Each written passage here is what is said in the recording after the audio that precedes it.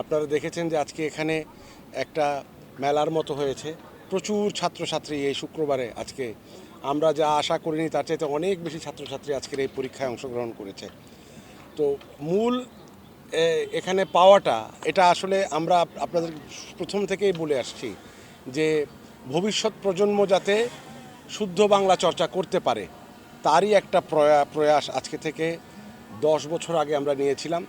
এটা আমাদের সপ্তম বর্ষ। মাঝখানে আপনারা জানেন আমরা করোনা মহামারীর জন্য আমাদের দুই তিন বর্ষ আমরা ইস্পাহানী মির্জাপুর বাংলাবিদ করতে পারিনি।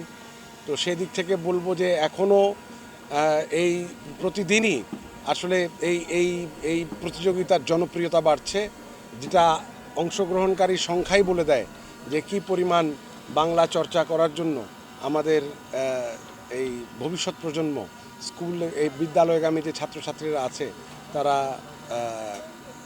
অংশগ্রহণ করছে। এবং আমরা আশা করছি যে সামনে এই ইস্পাহানী মির্জাপুর বাংলাবিদের অংশগ্রহণকারীর সংখ্যা আরও দিন দিন বাড়বে। তো বাংলা ভাষা নিয়ে একটা প্রতিযোগিতা এমন জনপ্রিয় হবে সেটা আমাদেরও আসলে ধারণা ছিল না, কিন্তু যতদিন যাচ্ছে ততই ইস্পাহানী মির্জাপুর বাংলাবিদ একটা জাতীয় অনুষ্ঠানে পরিণত হচ্ছে এবং আমরা আশা করছি যে সামনে এটার কলেবর পরিধি আরও বাড়বে।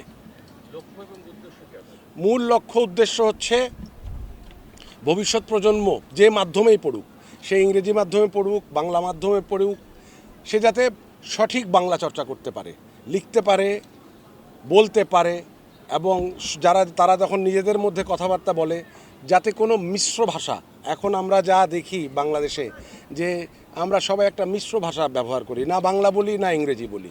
তো একেবারে আমরা যেহেতু বাংলাদেশি, আমরা বাঙালি, আমরা বাংলা ভাষাকে সবাই ভালোবাসি, সেই বাংলা ভাষার প্রতি ভালোবাসার প্রতি থেকে ভবিষ্যৎ প্রজন্ম যাতে ঠিক সঠিকভাবে গড়ে ওঠে, সেই কারণেই আসলে এটার মূল লক্ষ্য উদ্দেশ্য হচ্ছে এটাই।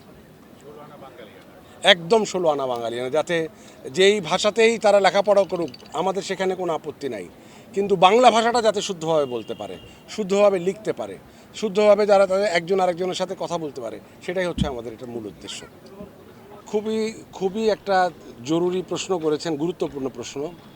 যারা প্রথম বাংলাবিদ যে হয়েছিল সে কিন্তু এখন একজন তারকাই বলতে পারেন, এবং বাংলা ভাষা নিয়ে চ্যানেল আইতে যে বিভিন্ন অনুষ্ঠান হয় সেই অনুষ্ঠানগুলোতে সে কিন্তু এখন উপস্থাপনা করে। এবং এই বছর আমরা আমাদের পরিকল্পনা আছে যে যারাই এই ইস্পাহানী মির্জাপুর বাংলাবিদের চূড়ান্ত পর্বে যায় তাদেরকে নিয়ে একটা সংগঠন করা, তাদেরকে সবাই সবার সাথে যাতে একসাথে কাজ করতে পারে। এবং শুধুমাত্র এই অনুষ্ঠান করে চলে গেলাম, একটা চূড়ান্ত পর্ব হলো, তারপর সবাই আবার আগের জায়গায় চলে গেলাম, তা না। এই চর্চাটা যাতে থাকে এবং এটা নিয়ে যাতে আরও অনেক কিছু করা যায়, সেই ধরনের একটা পরিকল্পনা নিয়ে আমরা আগাচ্ছি।